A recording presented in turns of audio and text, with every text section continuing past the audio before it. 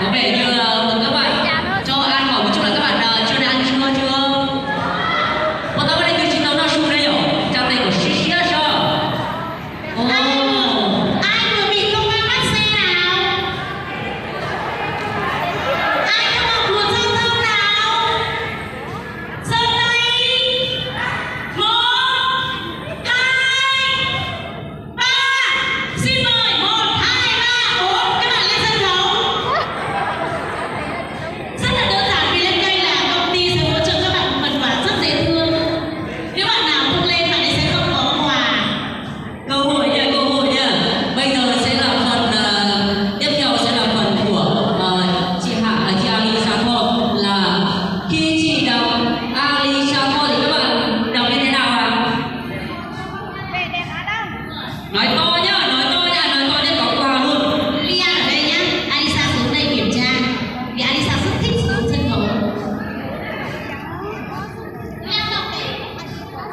Các bạn sẵn sàng chưa? Alisa thôi, chưa nha.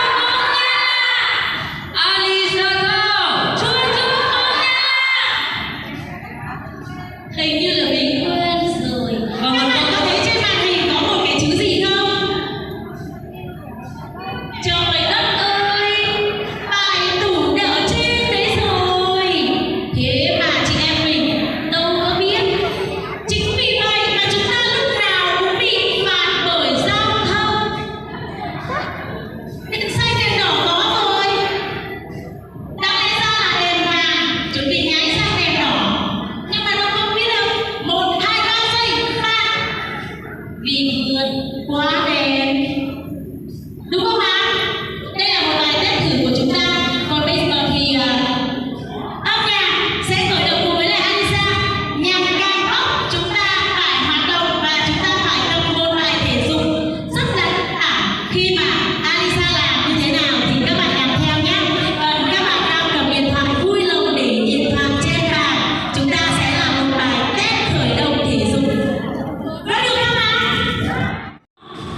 Cô Alisa rất là trong chiếc trong đời nhà nó còn đi nước là một cổng thầy cầm bốn lúc của cháu Alisa thọ cho chú bố nhân là ta tính như là nhóm ngầu với tích hợp như là trong chiếc trong đời nhà nó nọ vì yêu đầu với chỉ nó nọ thả mình đã xuất đây ít vì một đó cú thó của hài ít là lùi đấy nhở. Alisa sẽ sử dụng bằng tiếng Việt nhé, bởi vì Alisa không biết tiếng Mông nhiều. Khi Alisa bắt đầu sử dụng Alisa thọ thì các bạn có nhớ câu slogan của công ty mình không ạ? Bây giờ Alisa sẽ nhắc Alisa thọ thì các bạn sẽ nhắc là chua chua ngon nha. Và Alisa thọ nâng niu vẻ đẹp Á Đông. Các bạn chỉ nhớ 2 câu cuối thôi. Nếu Alisa phát hiện ra bạn nào không đọc đúng thì chúng ta sẽ lên trên này và hình thức đó chính là phạt. Các bạn có đồng ý không ạ? Các bạn đồng ý thì nói to lên nào. Chúng ta sẽ làm nhá. Có đồng ý không ạ? Vâng, rất là tuyệt vời. Có lẽ là các bạn đi khá là xa, nhưng mà Alisa đi còn xa hơn các bạn nữa, 2.000 km. Bây giờ chúng ta làm nháp nhá. 1, 2, 3. Alisa thọ. Alisa thọ. Rất là nhỏ. Bây giờ nhá, chúng ta là người. Nếu như các bạn muốn là một người lãnh đạo, các bạn phải làm sao ạ? Tự tin. Các bạn muốn bước trên một sân khấu hay các bạn muốn đi đám cưới thì chúng ta phải xinh đẹp, đúng không ạ?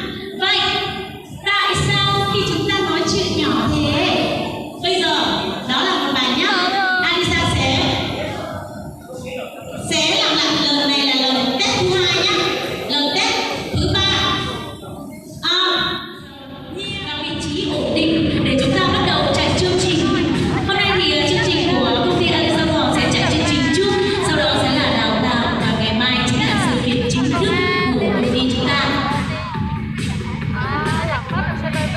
Vâng, xin được